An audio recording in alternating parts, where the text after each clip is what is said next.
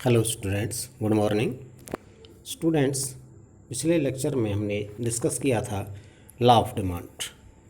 और law of demand के बारे में आप जानते हैं कि लॉ ऑफ डिमांड बताता है कि अदर थिंग्स बीइंग इक्वल, अगर कॉस्ट गिरेगी तो जो क्वांटिटी है, डिमांड है, वो एक्सटेंड होगी। और इसका कन्वर्स भी है, अगर कॉस्ट बढ़ेगी तो क्वांटिटी ऑफ डिमांड है वो डिक्रीज हो जाएगी। अब हम बात करेंगे कि ऐसा होता क्यों है, कीमत के कम होने पर वस्तु की मात्रा अधिक क्यों खरीदी जाती है, या इसका जो स्लोप है वो डाउनवर्ड क्यों होता है। तो ये इसका जो नेगेटिव रिलेशन है उसके कारण ही नेगेटिव स्लोप होता है। अब उस नेगेटिव स्लोप के क्या कारण हैं वो हम चर्चा करेंगे आज। तो जिनमें से पहला कारण है, 5 रीजन्स हैं, इसमें से वन बाय वन करके हम इनको डिस्कस करेंगे। पहला रीज़न है law of diminishing marginal utility. Law of diminishing marginal utility का मतलब है कि घटती सीमांत उपयोगिता का नियम। घटती सीमांत उपयोगिता का नियम पहले भी आप पढ़ चुके हैं। इसका मतलब क्या है कि जैसे जैसे हम किसी वस्तु की ज़्यादा चीज़ें खरीदते हैं या ज़्यादा चीज़ों का उपभोग करते हैं, कंजप्शन अगर हम ज़्यादा वस्तुओं की करते हैं, तो हमारी जो जो सेटिस्फिकेशन है वो कम होता चला जाता है। यूटिलिटी उस वस्तु की हमारे लिए कम होती चली जाती है।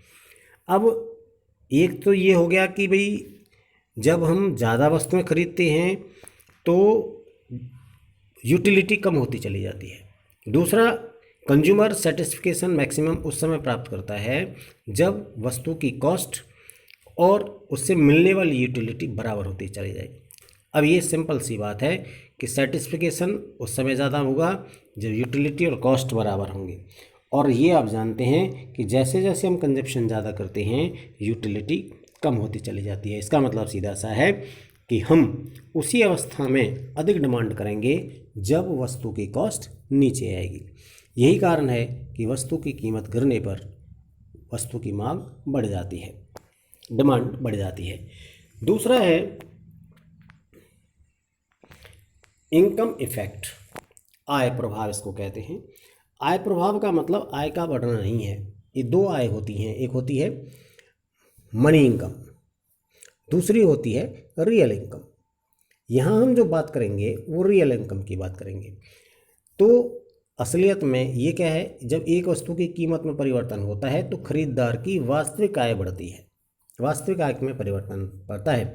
Income effect is the effect on change in the quantity demand when the real income of the buyer changes as a result of in the price of commodity allowed. यानी जब हम खरीदार वस्तु की कीमत में परिवर्तन होता है तो उसकी वास्तविक आय में परिवर्तन होता है और मांगी गई मात्रा में परिवर्तन होता है। अब बात यहाँ आती है कि कैसे परिवर्तन होता है वो समझना है। सपोज करके चलिए कि वस्तु की कीमत कम हुई, आपके पास पहले 100 रुपये कम थी और आपको 20 रुपये किलो चीनी खरीदनी पड़ती थी, आप 5 किलो चीनी खरीद पाते थे। अब चीनी का रेट कम हो गया, चीनी का रेट कम होने के बाद 10 रुपये किलो हो गया। अब उसी 100 रुपये में आप 10 किलो चीनी खरीद पाएंगे। तो कहने का मतलब है जो वास्तविक आय है, रियल इनकम है, उसको हम गुड्स और सर्विसेज के रूप में मेज़र करते हैं।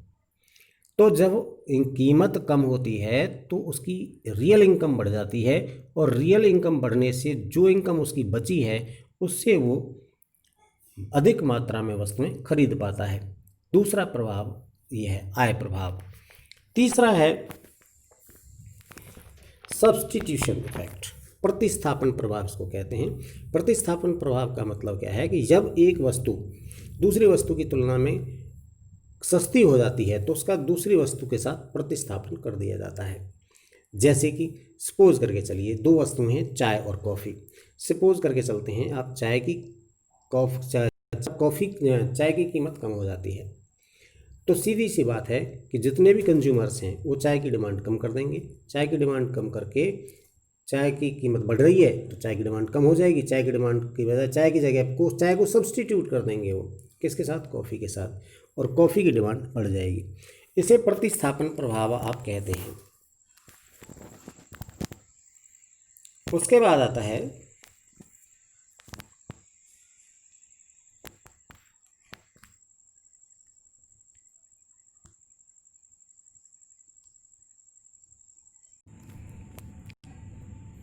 हाँ, तो स्टूडेंट्स उसके बाद आता है next size of consumer group. Size of consumer group का मतलब क्या है? उपभोक्ता समूह का आकार। आप जानते हैं कि जब मार्केट में कोई प्राइस प्रचलन में होते हैं तो उस समय कुछ कंज्यूमर्स ऐसे होते हैं जो इनकम कम होने के कारण या किसी अन्य कारण से वस्तु को खरीद नहीं पाते हैं। सपोज करके चलिए कि कोई टीवी है और टीवी 10,000 रुपये का आ रहा है, लेकिन जिसके पास 9,500, 9,500 या 9,000 रुपये हैं वो उसको नहीं खरीद पाता है। लेकिन जब वस्तु की कीमत कम हो जाए, यानी कि उस टीवी की कीमत कम होकर 9,000 रुपये हो जाती है, तो ऐसी अवस्था में कि 9,000 वाले भी, 9,500 वाले भी और कुछ जो थोड़े बहुत बीच वाले हैं वो भी उसको खरीदने के लिए तैयार हो जाते हैं और कंज्यूमर्स बढ़ जाते हैं। कंज्यूमर बढ़ने से कि डिमांड बढ़ जाती है, तो उपभोक्ता समूह का आकार बढ़ जाता है कीमत कम होने के कारण, जिसके फलस्वरूप डिमांड इंक्रीज हो जाती है। उसके बाद हो जाता है डिफरेंट यूजेस। डिफरेंट यूजेस का मतलब है विभिन्न उपयोग, अलग अलग, यानी कई वस्तुएं ऐसी होती हैं कि जिनके हम डिफरेंट यूजेस करते हैं, जो डिफरेंट यूज जिनके होते हैं। जैसे आप चने को ले लीजिए, ग्राम ले लीजिए, आप उसे ह्यूमन बीइंग के लिए भी यूज़ किया जाता है और एनिमल्स के लिए भी यूज़ किया जाता है।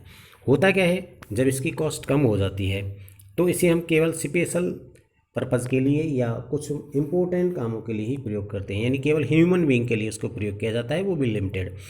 लेकिन जब इसकी कीमत कम हो जाती है तो हम चने को केवल ह्यूमन बीइंग के लिए नहीं बल्कि पशुओं के लिए भी प्रयोग करना शुरू कर देते हैं और उसकी डिमांड बढ़ जाती है।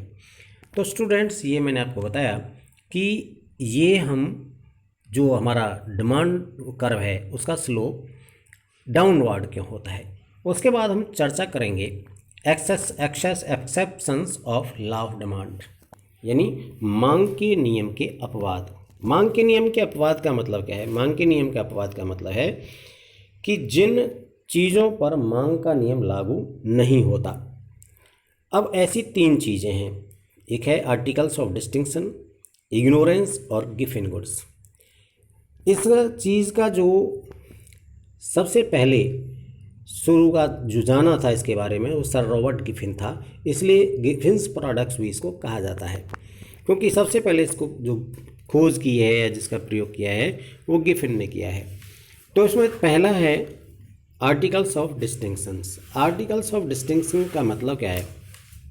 प्रतिष्ठा सूचक वस्तुएं, ऐसी वस्तुएं जो प्रतिष्ठा की सूचक मानी जाती हैं, जैसे कि ज्वेलरी है, डायमंड है और आपका कॉस्टली कारपेट्स हैं। ये सब चीज़ें प्रतिष्ठा की मानी जाती हैं, डिस्टिंक्शंस आर्टिकल्स माने जाते हैं।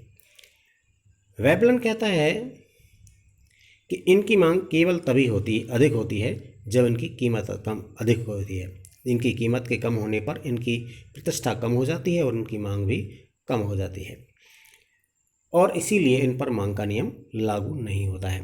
तो प्रतिष्ठा सूचक वस्तुएं, जैसे आप देख रहे हैं सोने की डिमांड ज़्यादा है क्योंकि उसे प्रतिष्ठा का सूचक माना जाता है, जबकि इसी प्रकार की पीतल होती है और उसको प्रतिष्ठा का सूचक नहीं माना जाता है तो उसकी मांग कम है। अगर सोने की कीमत भी कम हो जाए, यानी सोने को भी प्रतिष्ठा सूचक ना माना जाए, तो उसकी भी कीमत कम हो जाएगी और फ़र्क नहीं पड़ेगा। दूसरा है इग्नोरेंस, अज्ञानता।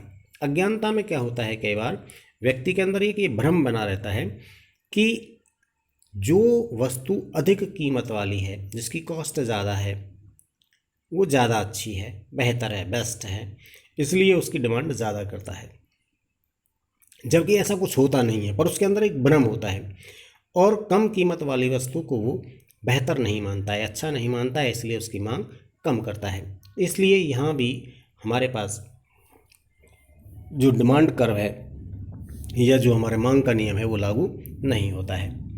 तीसरा है गिवन गुड्स। गिवन गुड्स में क्या होता है? गिवन गुड्स में ये है, वे वस्तुएं हैं, ये वो गुड्स हैं जिनके 2 प्रभाव देखे जाते हैं। एक तो है कीमत प्रभाव और दूसरा है आय प्रभाव। कीमत प्रभाव इसमें पॉजिटिव होता है, आय इफेक्ट, इनकम इफेक्ट इसमें नेगेटिव होता है। अब कीमत प्रभाव यानी जो प्राइस इफेक्ट है वो पॉजिटिव है। इसका मतलब क्या है कि कीमत के बढ़ने पर इन वस्तुओं की मांग बढ़ती है और कीमत के कम होने पर इनकी मांग कम होती है। पॉजिटिव इफेक्ट का मतलब ये होता है कि दोनों चीज़ें एक ही दिशा में चलती हैं, और नेगेटिव इफेक्ट का मतलब ये होता है कि विपरीत दिशा में चलती हैं। अब जैसे इनकम इफेक्ट की बात कर रहा है वो, तो इनकम इफेक्ट में क्या है, इनकम इफेक्ट में आप देखेंगे कि जो नेगेटिव इफेक्ट है इसका मतलब है कि आय के बढ़ने पर इनकम जब बढ़ी तो इसकी डिमांड कम हो गई, और इनकम कम हुई तो डिमांड बढ़ गई। तो ये दो इफेक्ट देखे जाते हैं। जहाँ ये दो इफेक्ट पाए जाते हैं उन्हें हम गिफिन गुड्स कहते हैं। और इनमें सीधी सी बात है कि इसका जो पॉजिटिव इफेक्ट है तो इसका मतलब है कीमत के बढ़ने पर मांग बढ़ेगी और कीमत के कम होने पर मांग कम होगी, और जो हमारा लॉ ऑफ डिमांड है वो इस पर लागू नहीं होता है। तो ये तीन चीज़ें हैं जो इसमें लागू नहीं होती हैं। पहला है आर्टिकल्स ऑफ डिस्टिंक्शंस, दूसरा है इग्नोरेंस और तीसरा है गिफिन गुड्स। तो स्टूडेंट्स, मैंने आपको ये दो चीज़ें बताई कि